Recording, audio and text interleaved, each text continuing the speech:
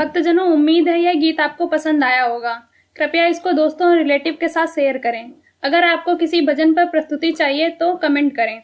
हम आपके लिए इस चैनल पर उस भजन को प्रस्तुत करने का प्रयास करेंगे। अगर आपने हमारे YouTube चैनल को सब्सक्राइब नहीं किया है तो तुरंत सब्सक्राइब करें और बेल आइकन दबाना बिल्कुल ना भूलें। धन्यवाद।